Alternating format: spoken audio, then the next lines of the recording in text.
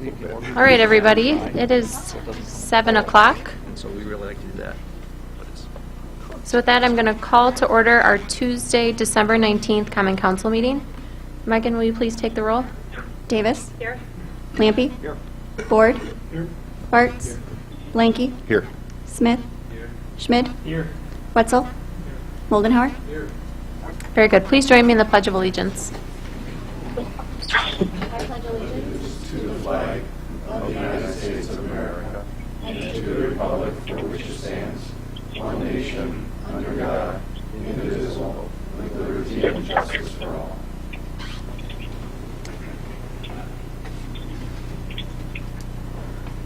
All right. The first item on our agenda is the minutes of the council meeting from December 5th. Does anyone have any comments or questions on those minutes? All right. Very good. Next is comments and suggestions from citizens present. Megan? Lance Dopke, 803 Cheyenne Circle. You can come right up to this microphone, and you'll press the button right on the, yep, right there. And then there should be a button right on the base that you can turn it on. Is that okay? No? I think so. Is it green? It is. Very good. Very good. Okay, my name is Lance Dopke. I'm born and raised in Watertown. I live in Cheyenne Circle, as just said. Bob Wenzel is my alder person. The thing I want to talk about is activity with drones in the city of Watertown. I had a couple of contacts with the police that I called, and Mr. Brower's officers are great. They helped me a lot with everything. And but what they kind of indicate is that it's kind of an FAA situation. Well, I say, well, if you want to have an analogy, there's other ordinances that the city of Watertown has adopted that are federal, laws also, but you guys still, adopted some ordinances to oversee that stuff. And I'd kind of like to maybe get together with some people and if we could get something together, because I can't say and I won't say because I might get sued, but currently I'm having a problem with the guy that's stalking me with his drone, and my wife, and follows her home from work with this thing. And I'd like to see some action, I guess, with some ordinances with this thing, because apparently there's nothing you can do other than, make a complaint with the FAA, which I am going to do, because one of the officers, which was Luke Leslie, I think that's his name, he's going to help me, put something together so that I can make a complaint to the FAA. Because the guy is, in my opinion, unstable. Probably shouldn't be flying the thing anyway. So I guess that's the only comment I wanted to make, and if I can get some people or help with somebody, I'd be more than happy to volunteer with anybody to put something together.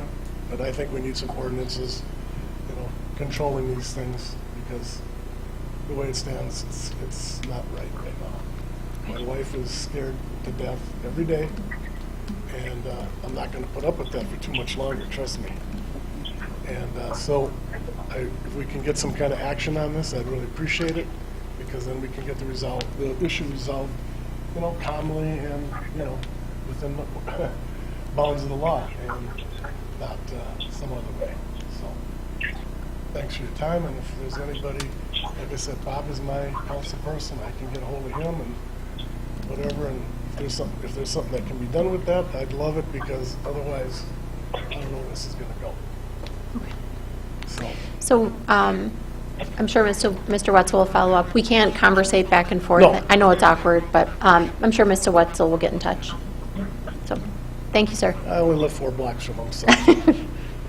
All right. Thank you. All right, thank you. Is there anyone remotely that would like to comment? We do have another opportunity. Hello? Oh, yep. Would you like to comment? Hi, yeah, my name is Ian Pilak. I'm from 208 South 8th Street. I just wanted to, so that I'm not ragging on individual councils, and I'm trying to not be harsh about it, but there seems to be a challenge with some of the councils and getting the remote access online at some of the meetings, and using the controls and how to mute and unmute people. I just would not like the city to run into a legality issue with someone that's a little more aggressive about these things, and just if more training needs to be done or something of that nature, just get everybody on board on how these remote functions work. That's basically it. Okay, thank you. We do have another opportunity at the end of our meeting for public comment again. So let's move to reports. You all have the Police and Fire Commission minutes from October 9th, Planning Commission from October 23rd, Licensing from November 8th, Tourism from November 9th, Planning Commission from November 13th, Finance Committee from November 13th, Police and Fire Commission from November 13th, Library from November 14th, Planning Commission from November 27th, Finance from November 27th, RDA from November 29th, Public Safety and Welfare from December 6th, Public Works from December 12th, and Tourism from December 14th. That's a lot of minutes. Ms. Davis, did you have something? Very small clarification on letter K, the RDA minutes from November 29th. Second page of the RDA minutes, there's just reports from council updates, and there's a statement that the Public Safety opened Water Street. So the Public Safety Committee was not responsible for opening Water Street. And that's just a small point of clarification. I believe the mayor reopened it. I did, yep. Can we make sure we share that with Mason to update? Any other comments or questions from any of the minutes? All right, let's move to communications and recommendations. We do have one person this month under employee recognition, and we are honoring Mindy Fry from the Police Department for 5 years of service. Next is the Watertown Fire Department monthly report for November. Anyone have any comments or questions for the chief on that report? Nice photos. It was probably fire prevention, oh no, November. So.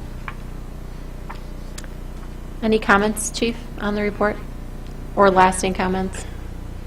Yeah, if you, just to make aware, it was another record month for us. It seems to be a trend. We're already past the call volume we had last year by about 80 calls. Looks like we'll be topping about 3,000 calls this year. Last year, we finished the year with 2,841 calls. We're already beyond that. Ms. Davis? That does lead to a thought that I had. As we've noted for many months in a row, it seems like every month's a record month. And the EMS generates revenue, correct? So it's like any business, where's the tipping point? Because if you get too many calls, then if you're too busy, you're going to need more employees.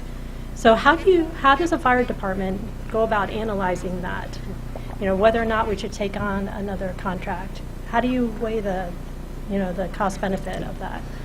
One of the most common things in the fire service, we look at unit utilization hours.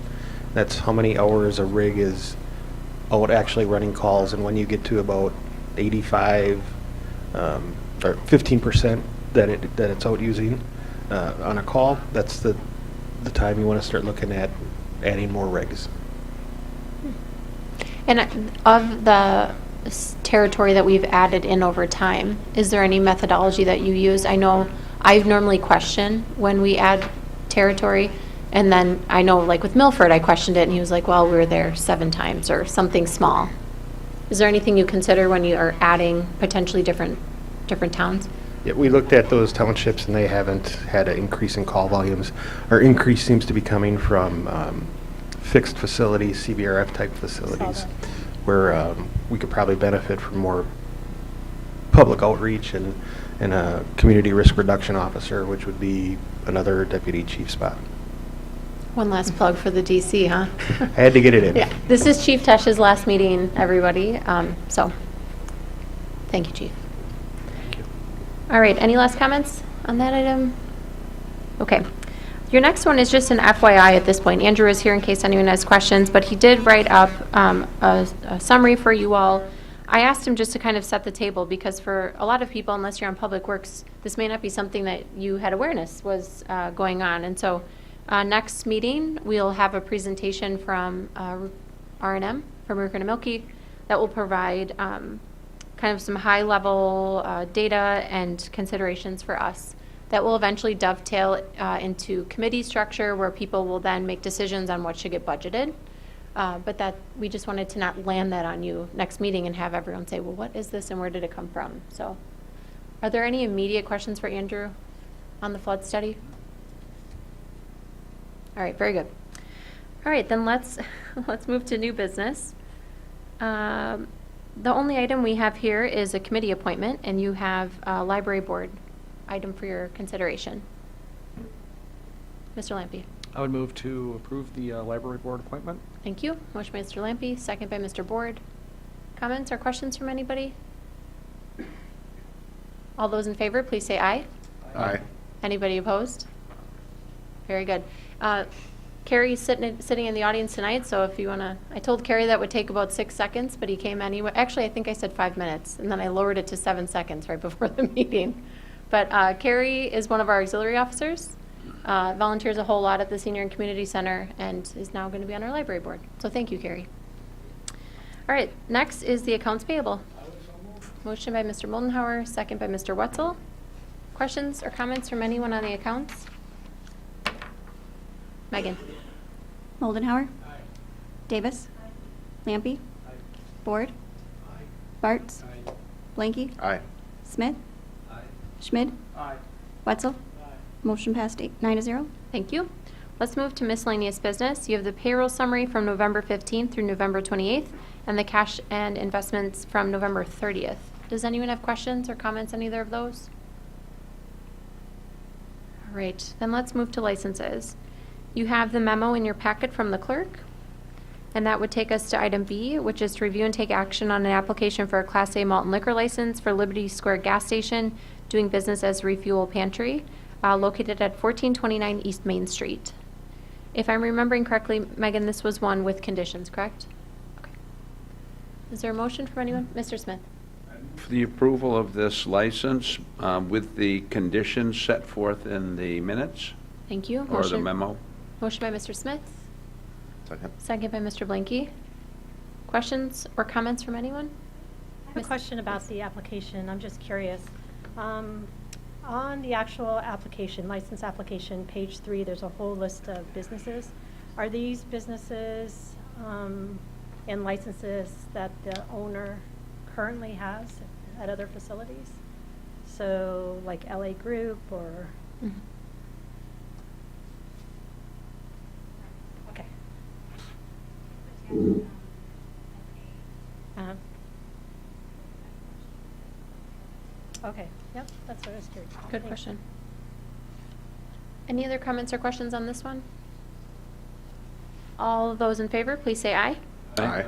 Anyone opposed?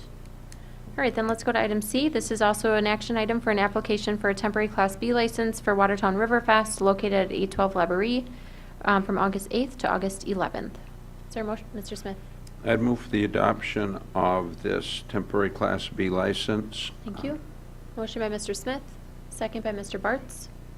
Any comments or questions? I got you. Do you have another comment, though? No, I'm going to abstain. I got you.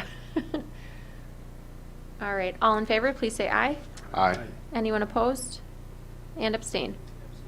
Thank you, Mr. Lampe. All right, let's go to our last. This is to review and take action on an application for an operator license for Carissa Fent. I'd move for the adoption of the, or the approval of the license for Carissa Fent. Thank you, Mr. Smith. Is there a second? Second. By Mr. Moldenhauer. Comments, questions? All those in favor, please say aye. Aye. Anyone opposed? All right, let's move to ordinances. The first is ordinance 23-26. This is to repeal and recreate Chapter 545, subdivision of land in our city code. This is here for me and the Plan Commission on its second reading. Mr. Blanky? I'll move for ordinance 2326. Thank you, sir. Second by Mr. Board. You all did receive a summary from Andrew. I believe that was emailed out along with a presentation. Are there any questions or comments for Andrew? Or in general, I guess. Megan? Blanky. Aye. Smith. Schmid. Wetzel. Moldenhauer. Davis. Lampy. Board. Bartz? Aye. Motion passed 9-0. Thank you. Let's move to resolutions. Your first is Exhibit 9565. This is a resolution to recognize the retirement of our Director of Public Works / City Engineer, Jane Ellen Holloway. This is here from me. Motion by Mr. Board, second by Mr. Wetzel. I didn't put this on the agenda last time, so she's not here to hear it, but I'm sure she would appreciate it. Any comments or questions from anyone? All those in favor, please say aye. Aye. Anyone opposed? All right, very good.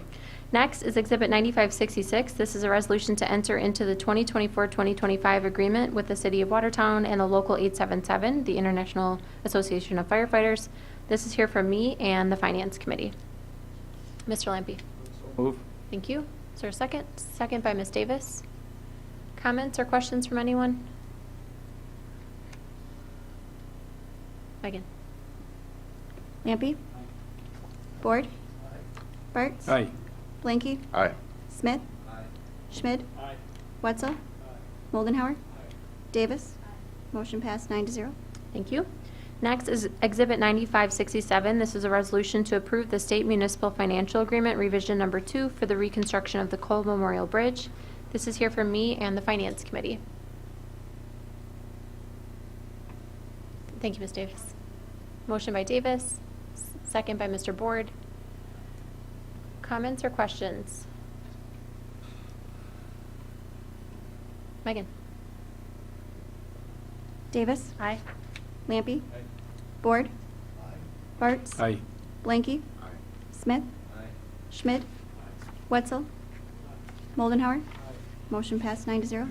Very good. Next is Exhibit 9568. This is a resolution to enter into a lease for an airport hangar located at 1748 River Drive. This is here from me and the Planning Commission. Motion by Mr. Wetzel, second by Mr. Moldenhauer.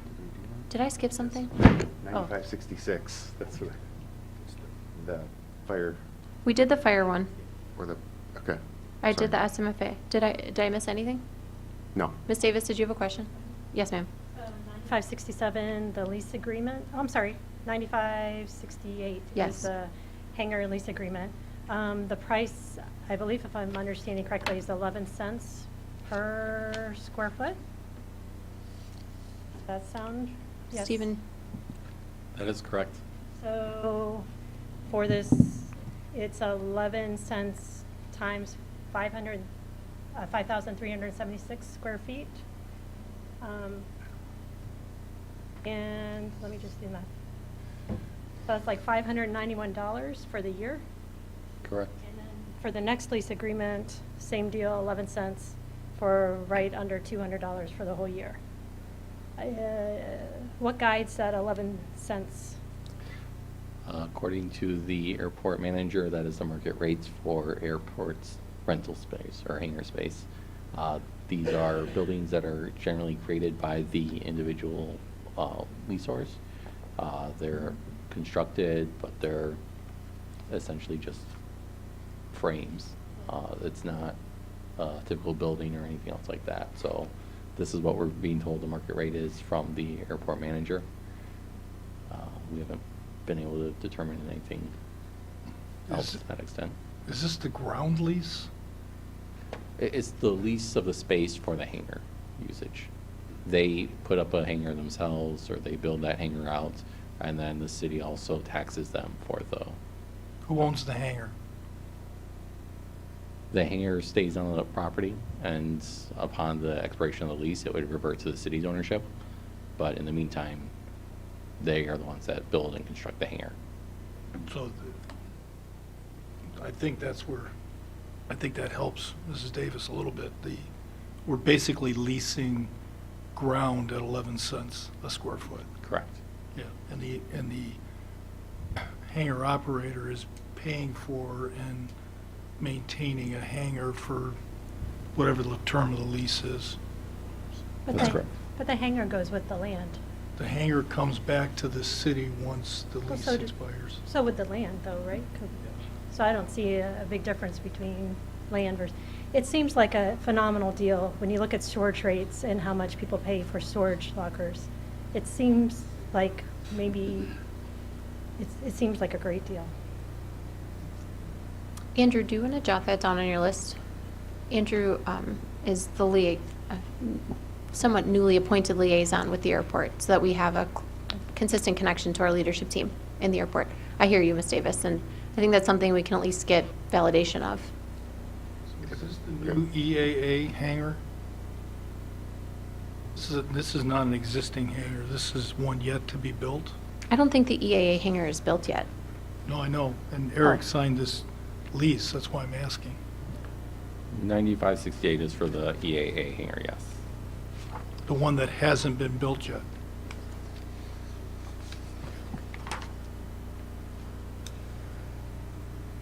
Mr. Board, I do not know the answer to that question. Oh, do you know? No, not 100%, but I did have a question about, I don't recall, but don't they also pay a property tax on the structure along with the lease of the land? Go ahead. Personal property? But isn't personal property, it will be gone. Yeah. So a nominal amount, I mean, even personal property's Nothing. nominal, and that's why it's going away. Well, look, that's one of the reasons being discussed. Mr. Board, I can't answer your question. I'm sorry, I don't often not know an answer, or at least who to go to get one, but I don't know, do you know? Okay. Can we follow up with you on that? Would that be okay? Yeah, I'm pretty sure it's a new hangar, but yeah, it would be good to know, get it clarified. Andrew, you got that one? Thank you, sir. Any other questions on this one? Are you fine with a voice vote? All right, all those in favor, please say aye. Aye. Anyone opposed? Okay, let's go to Exhibit 9569. This is a resolution to enter into a lease for the airport hangar located at 1753A River Drive. Again, me and the Planning Commission. Is there a motion on this one? Approval 9569. Motion by Mr. Bartz, second by Mr. Blanky. I do want to just mention, this comes from Plan Commission because we evaluate the use of city land. The lease itself is negotiated at the Airport Commission. Just want to be careful about that. It's weird that it says it's coming from us when we're just talking about the use of land at the Plan Commission level.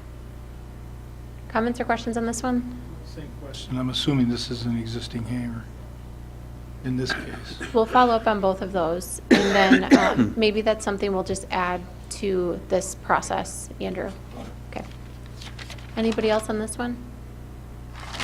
All those in favor, please say aye. Aye. Anybody opposed? All right. Next is Exhibit 9570. This is a payroll resolution for 2024. This is here for me and the Finance Committee.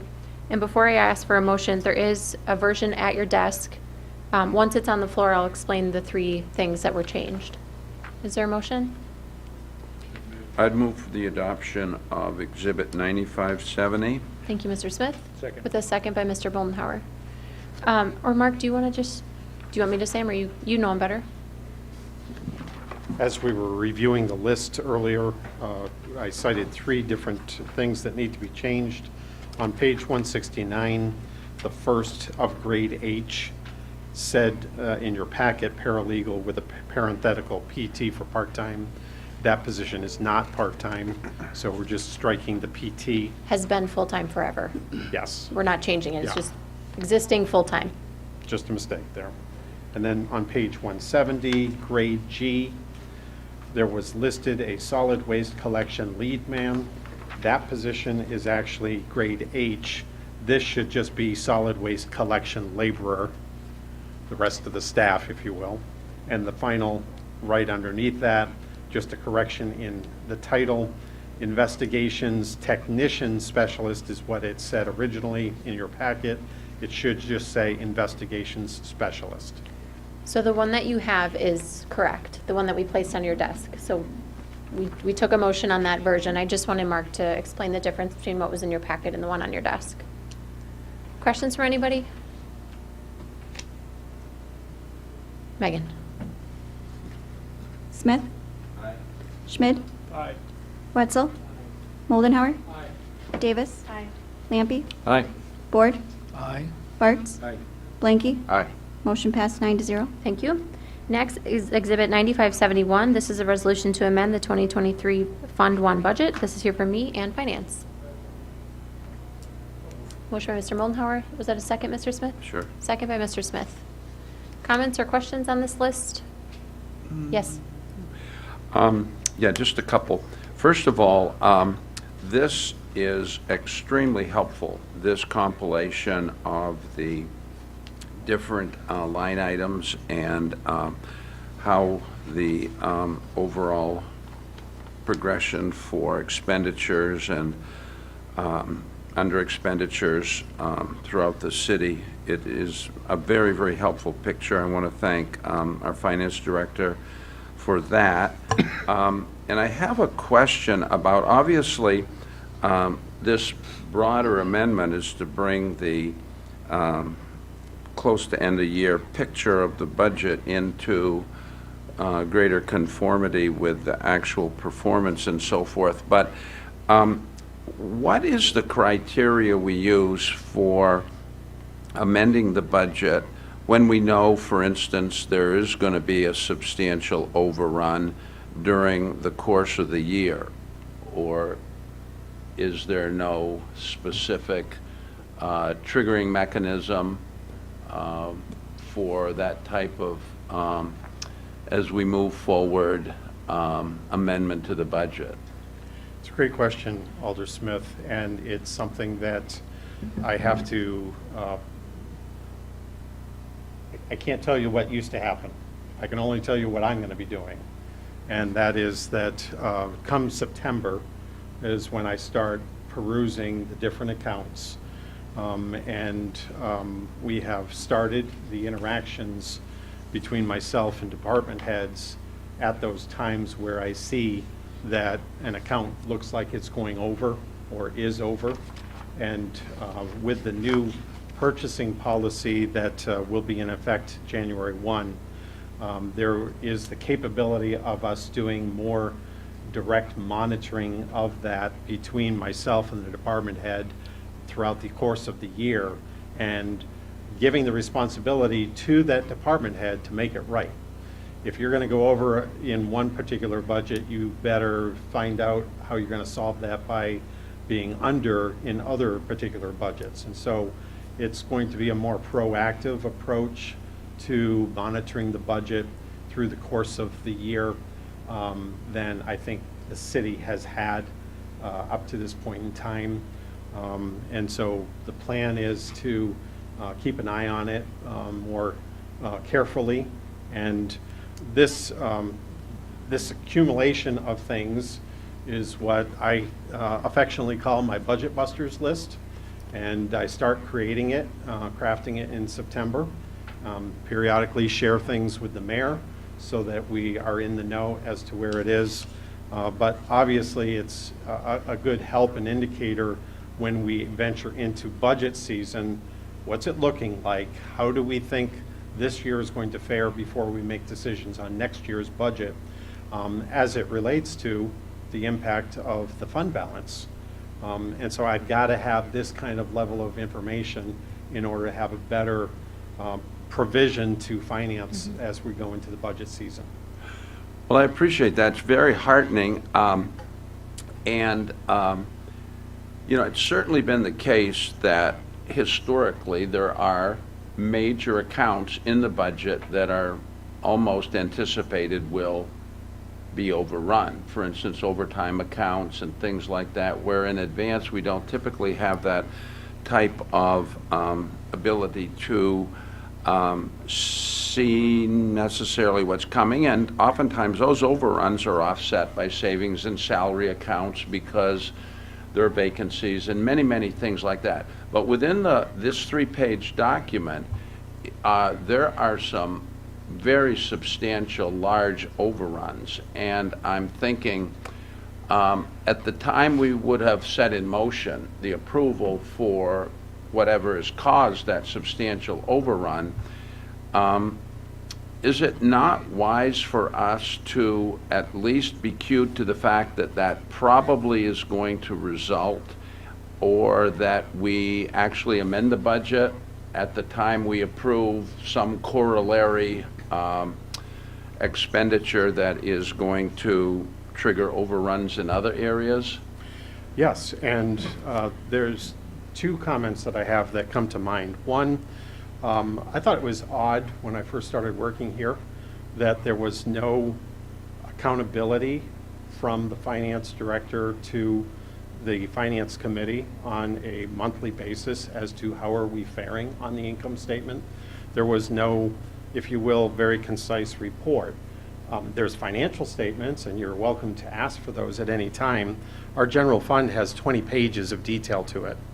And so I've started creating a very concise 2-page income statement that is presented to the finance committee once a month, so that they have that capability of seeing how are we faring. And it comes with some comments so I can bring to their attention. For instance, legal expenses is an item that finance committee members have been knowing about for months. So it's just the current process that has been in place has not been one to modify the budget except at the end of the year. So the new purchasing policy has built into it the capability of those modifications to take place throughout the course of the year on a faster pace. The approval of Finance Committee was that when Finance Director and Department heads see that something is going over and it stays within the confines of that department, that the decision can be made between the two of us, and I can actually implement that modification, bring it to the attention periodically to the Finance Committee so that they're in the know.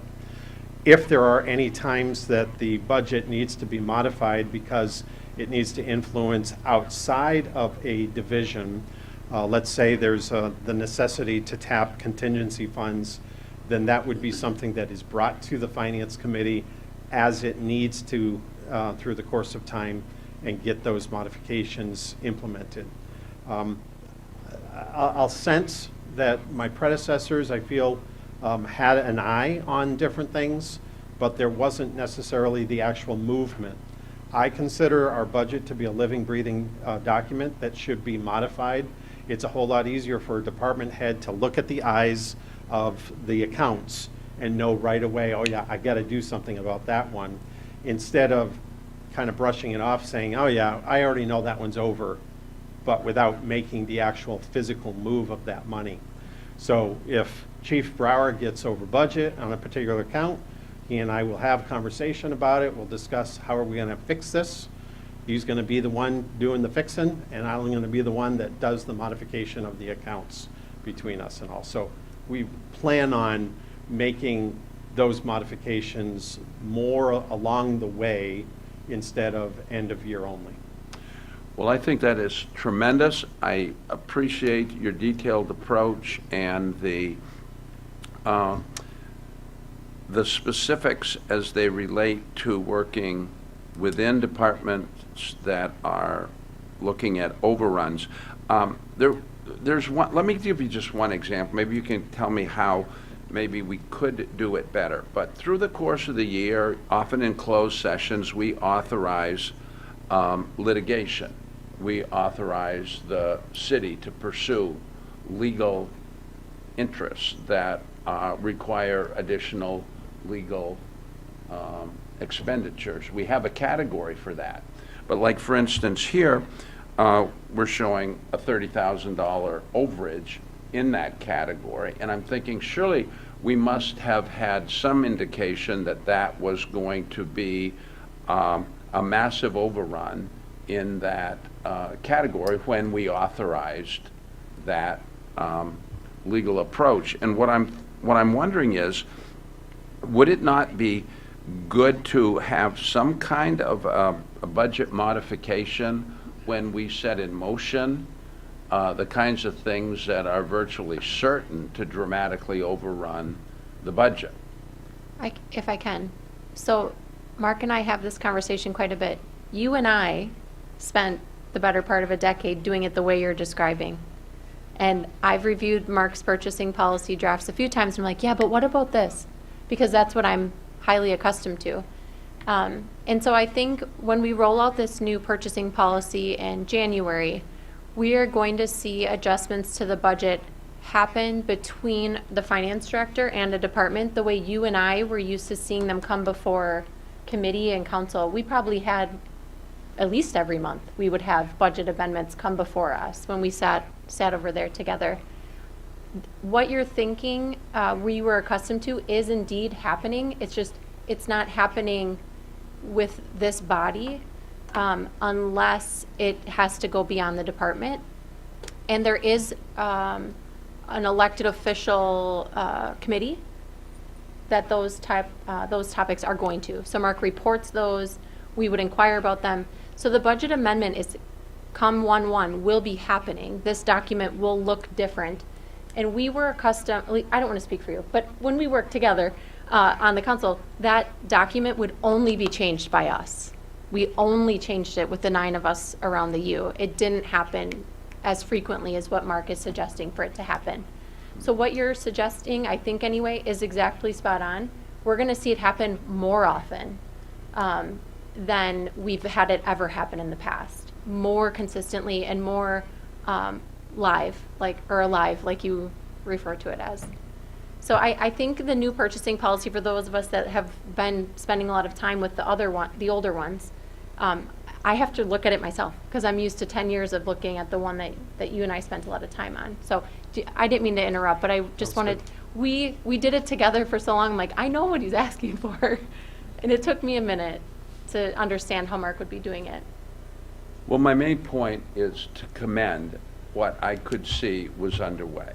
It's inevitable in a budget the size of ours that there are going to be those types of overruns. A lot of them have been historically ongoing, but it is heartening to hear about, for instance, the leadership behind the new purchasing policy, the tools that it will give you to oversee the budget in a way that will bring a greater level of accountability and allow you and the mayor to work with department heads to ensure that the financial well-being of the city is being vigilantly monitored. And most of this was all just to say, great job. This is just a wonderful presentation, and it presents a tremendously valuable picture for those of us on the council.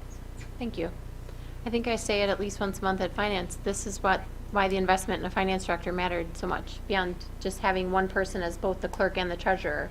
It was hard to imagine being both of you at one time. It's tough, so I appreciate that. Yes, sir. So I guess I want to build on that a little bit here, going back to kind of the beginning of the comments here, as it pertains to the purchases here. Like one of the examples that pops out to me here is, within the fire budget, the apparatus maintenance, there was an engine replacement. Okay, that's something that we discussed. We talked about moving some items around within finance itself. But I could understand how, I think the presentation that we have in front of us here, where it's we have a lot of notations that are sort of not needed or account in excess of budget, that could be potentially divorced from the action that caused that, whether that was department action or whether that was council action. I was wondering if there's like a matching ledger that shows the account rebalances on a periodic basis that we should be looking at finance instead of the cash payments out, or something like that gives that degree of visibility into why these adjustments were made and when they were made. Yes, I do anticipate that I'm going to be creating a list of any of those budget modifications, and they will go to finance so that you see what those are. Any other comments or questions? Megan. Moldenhauer. Aye. Davis. Lampy. Ford. Bartz. Blanky. Aye. Smith. Aye. Schmidt. Aye. Wetzel. Motion passed 9-0. Thank you. Our last resolution is Exhibit 9572. This is a resolution to add the employee driver policy to the city handbook. This is here from me and the Finance Committee. Motion by Mr. Board, second by Mr. Lampy. Comments or questions on this one? Yes, sir. I do have one. Sure. I don't notice anything in the policy that talks about tickets, other violations, and so forth. And I'm sure the chief will tell us that if he sees a city vehicle speeding through the streets, his officers will pull them over. So I'm assuming that the employee is responsible for all tickets and violations and other costs, and it's not listed here. Is that the case? If someone were to get a ticket while they're driving a city vehicle, the ticket is theirs to pay. The citation would possibly be issued to the individual themselves, yes. Should that be noted in here? Do you want it in the driver policy? We could add something into the driver's policy, but that would not be something that would be exempted or anything from there. I just know we have it directly in our policy. So if I get pulled over, I'm paying. There's no questions. Nobody can challenge it. I can't come back and say, I'm on school business, you pay the ticket. I'm on city business, Sure. right? I just think it should be one of the line items. It's not that hard to add. If you, I mean, you can make a motion to amend So moved. the policy to include a sentence that would say that any citations issued to the operator Would be paid shall by be the bore by the operator. operator. Okay. Is there a second to that? A second by Mr. Moldenhauer. Questions on just that piece? We'll vote on just amending. Are you solid there? Got the face going. Yes, Mr. Blanky? Under what section are you suggest, just so I know where we're putting it in the, I'd put it under vehicle use. 3B maybe? Yeah, it could be 3H, but it's just in vehicle use. I think we added to 3B. I like that suggestion. If you guys are open to that, we'll just put it at the end. Any potential citations issued to the operator of the vehicle are the responsibility of the operator. You got that one? Okay. Any questions on just that piece, just that addition? We'll vote just on that. All those in favor, please say aye. Aye. Anyone opposed? Okay, so now we're at that amended version. Any other comments or questions? All right, all those in favor, please say aye. Aye. Anyone opposed? All right, we do have another opportunity from comments from citizens present. If anyone would like to comment. Anyone remotely that would like to comment? All right, with that, I would ask for a motion to adjourn. Motion by Mr. Schmidt, second by Mr. Moldenhauer. All in favor, please say aye. Aye. Aye. All right, we are adjourned. Merry Christmas, everybody. And Happy New Year. We used to bring everybody back on December 27th, and we don't do that anymore either. Mark just took away all the fun. I'm just kidding.